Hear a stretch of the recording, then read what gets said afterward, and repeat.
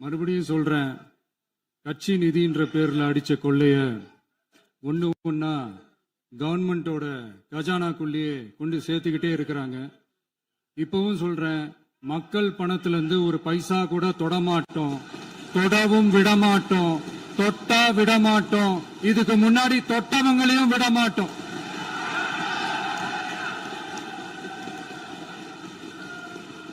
ஒவ்வொரு ஊழலா வெளியில வரும் போலே,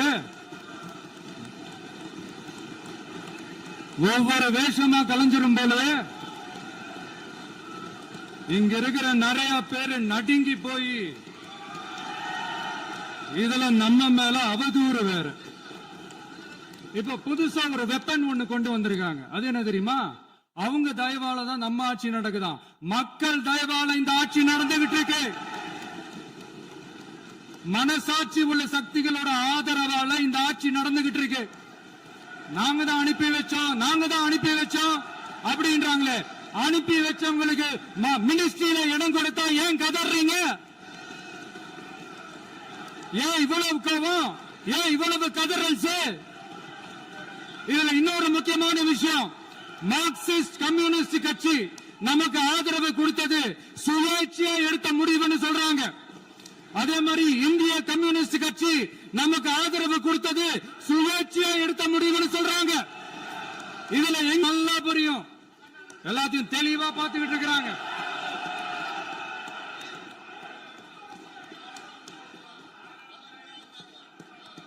முதலமைச்சர் கண்டினியூ பண்ணலாம். மாண்பு முதலமைச்சர்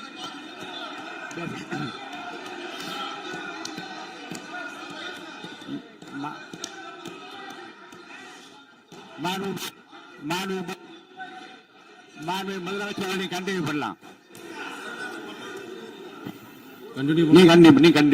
நீ கண்டினியூ பண்ணலாம்.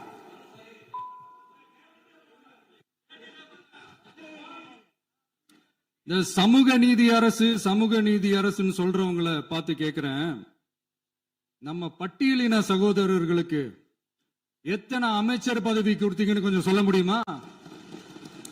ஆனா நம்மளுடைய அரசுல 8 அமைச்சர் பதவிகள் யாருக்கு? நம்ம பட்டியலின சகோதரர்களுக்கு. எல்லாம் நம்ம அண்ணன், நம்ம தம்பி, நம்ம தங்கச்சிங்க. அண்ணல் அம்பேத்கர் அவர்களுடைய கிட்டத்தட்ட 100 ஆண்டு கால கனவு இப்ப நிறைவேறி இருக்கு. நான் ஏன் கொஞ்சம் சவுண்டா பேசுறேன் அப்படின்னா அவங்களுக்கு கேட்கணும்ன்றதுக்காக தப்பா எடுத்துக்காது. அதே மாதிரி பெண்களோட பாதுகாவலர் நாங்க தான் அப்படின்னு சொல்லிக்கிறவங்களை கேட்கிறேன், எத்தனை பெண்களுக்கு அமைச்சர் பதவியில இடம் கொடுத்தீங்க கொஞ்சம் சொல்ல முடியுமா? எங்க அரசுல 4 சகோதரிகளுக்கு அமைச்சர் பதவி கொடுத்திருக்கிறோம்.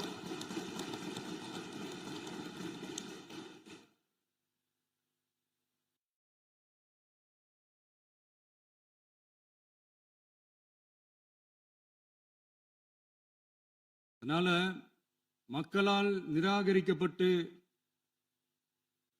மக்களால் அகற்றப்பட்டவங்களுக்கு ஒண்ணு சொல்லிக்கிறோம், தப்பே செய்ய மாட்டோம், ஊழலே செய்ய மாட்டோம், நேர்மையா தான் இருப்போம், நியாயமா தான் இருப்போம் அப்படின்னு சொல்றவங்களால மட்டும்தான் கூட்டணி ஆட்சி அமைக்க முன்வரும். ஆட்சியிலையும் பங்கு, அதிகாரத்திலையும் பங்கு கொடுக்க முன்வரும். ஊழல்லையே ஊறி போனவங்களால இந்த கூட்டணி ஆட்சியோ ஆட்சியிலையும் பங்கோ அதிகாரத்திலையும் பங்கு கொடுக்க முன்வராது.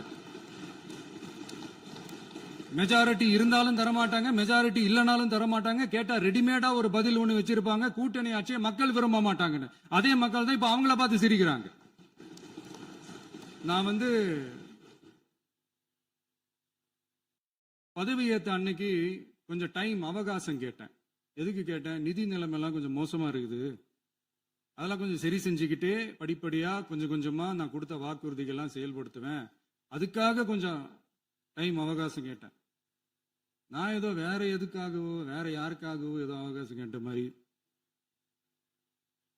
அடுத்து இங்க சபையில இல்லாதவங்களை பத்தி பேச வேண்டாம்னு நினைக்கிறேன்.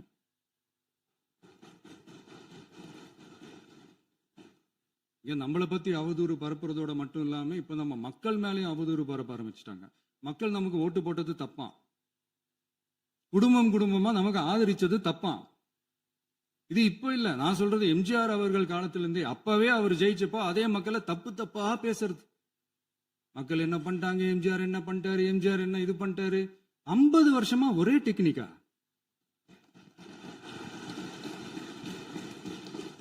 டெக்னாலஜி எல்லாம் மாறி வேற எங்கேயோ போயிட்டு இருக்கு பஸ். இதுல கொஞ்சம் டெக்னிக்காச்சும் கொஞ்சம் மாத்தினா கொஞ்சம் நல்லா இருக்கும். அதனால மக்களுக்கு யூஸ்ஃபுல்லா இருக்கிற மாதிரி இந்த ஆக்கப்பூர்வமான கருத்துக்களோ ஆக்கப்பூர்வமான யோசனைகளோ இருந்தா சொல்லுங்க.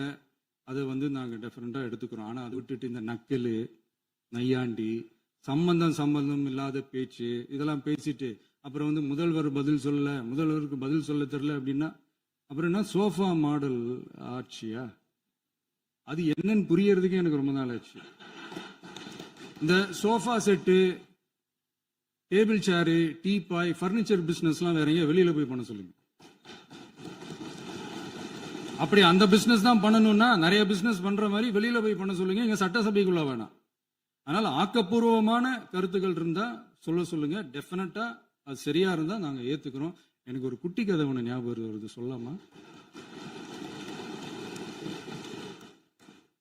ஒரு ஊர்ல ஒரு பெரியவர் வெயில் ரொம்ப ஜாஸ்தியா இருக்குன்னு சொல்லிட்டு கண்ணுக்கு மேல கை வச்சுக்கிட்டு இப்படி சுத்தி முத்தி தேடிக்கிட்டு இருந்தாராம். அப்ப கூட இருந்த ஒரு சின்ன பையன், என்ன தேடுறீங்க அப்படின்னு கேட்டானா. அதுக்கு அந்த பெரியவர் சொன்னாரா, அது ஒண்ணு இல்ல தம்பி, உங்க அப்பா இங்கதான் இருப்பாருன்னு சொன்னாங்க, அதான் தேடிக்கிட்டு இருக்கேன். எங்க உங்க அப்பாவையா காணோம்?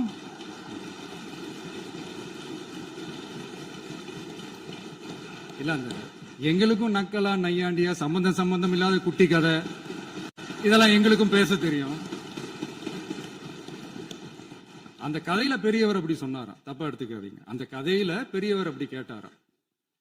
அதனால யாரும் இங்க டென்ஷன் ஆக வேணாம். அதனால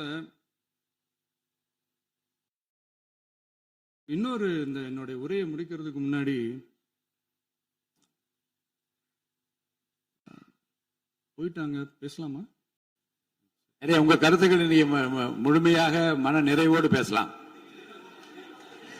டிவில சரி, ஆட்டம் அடிச்சு பேசுனா அப்புறம் என்ன பண்றது? கடைசியா நான் இந்த உரையை முடிக்கிறதுக்கு முன்னாடி ஒரு முக்கியமான ஒரு விஷயம் பத்தி சொல்லணும். ஆளுநர் உரை அன்னைக்கு இந்த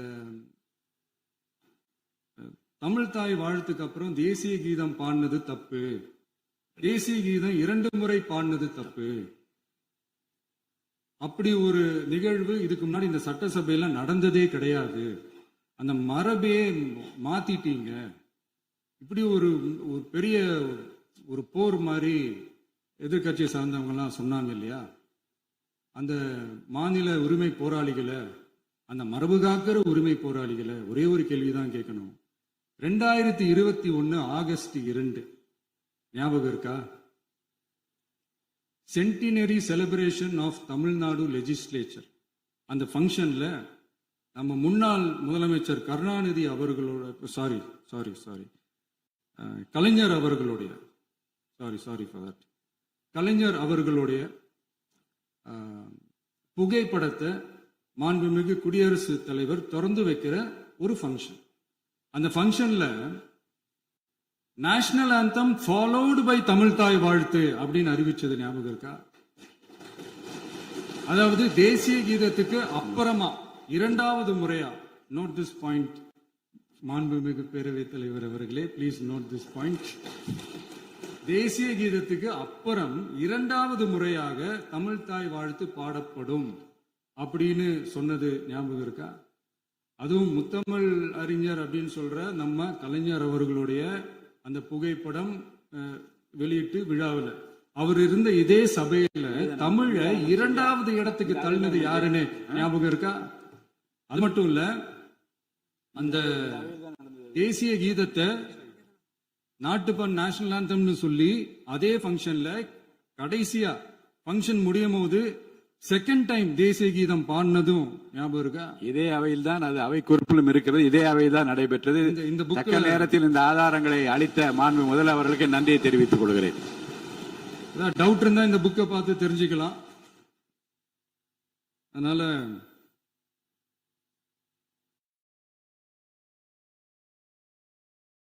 எல்லாம் கேட்டா என்ன சொல்லுவாங்கன்னா, அது ஜனாதிபதி கலந்துகிட்ட ஃபங்க்ஷன், அதெல்லாம் அப்படிதான், அதெல்லாம் கண்டுக்க கூடாது அப்படின்னு சொல்லுவாங்க. இதே மாதிரிதான் பேசுறது ஒண்ணு, செய்யறது ஒண்ணு, செய்யறது ஒண்ணு, பேசுறது ஒண்ணு. இதெல்லாம் மக்கள் பார்த்துக்கிட்டு இருக்காங்க. எலெக்ஷனுக்கு முன்னாடி தான் அப்படி செஞ்சுக்கிட்டு இருந்தாங்க. இப்போ எலெக்ஷனுக்கு அப்புறம் அதே தான் செய்யறாங்க. இந்த விஜயையும் சாமானியர் அவங்களோட அந்த பொலிட்டிக்கல் சீனியாரிட்டி அது பயன்படுத்துது போல. சரி, செய்யட்டும் செய்யட்டும், நல்லா செய்யட்டும். இப்போ ஆனாலும் நம்மளுடைய மாநில உரிமை, மொழி உரிமை, உத்தமபுத்திரர் போல வேஷம் போடுற எதிர்கட்சிக்கு ஒன்றை மட்டும் ஆணித்தரமாக சொல்றோம். உங்களை மாதிரி தமிழ்னு சொல்லிக்கிட்டு, மொழி, பண்பாடு, கலாச்சாரம்னு சொல்லிக்கிட்டு ரெட்டை வேஷம் போடுறவங்க நாங்க கிடையாது. உலகெங்கும் வாழும் என் தமிழ் சொந்தங்களுக்கு நம்முடைய உத்தரவாதம் தமிழ் தான் எங்க உயிர் நாடி அப்படின்றத மறக்க மாட்டோம். இப்பவும் சொல்றோம், மாநில உரிமையில எப்பவும் உறுதியா இருப்போம். அதே சமயத்துல அரசியல் வேற, ஒன்றிய மாநில அரசுகளுக்கு இடையே இருக்கிற நிர்வாக அணுகுமுறை வேற. இதுல நாங்க ரொம்ப தெளிவா இருக்கிறோம். அதனால எங்களுக்கு பாடம் எடுக்கிறதா நினைச்சுக்கிட்டு உங்க வேஷத்தை நீங்களே கொஞ்சம் கொஞ்சமா கலைச்சிக்கிட்டே வர்றீங்க, மறந்துடாதீங்க. அப்புறம்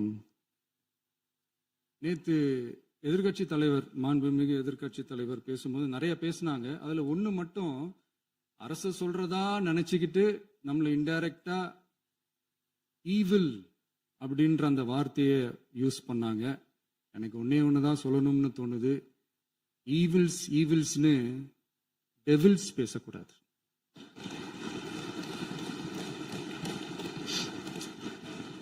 அவங்க இருந்திருந்தா ஒரு ஆக்ஷன் பண்ணணும்னு எனக்கு தோணுச்சு. எல்லாரும் போயிட்டாங்க.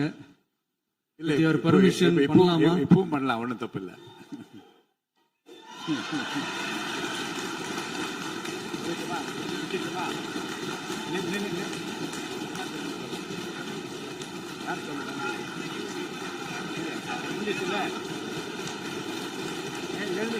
சொல்லட்டுமா?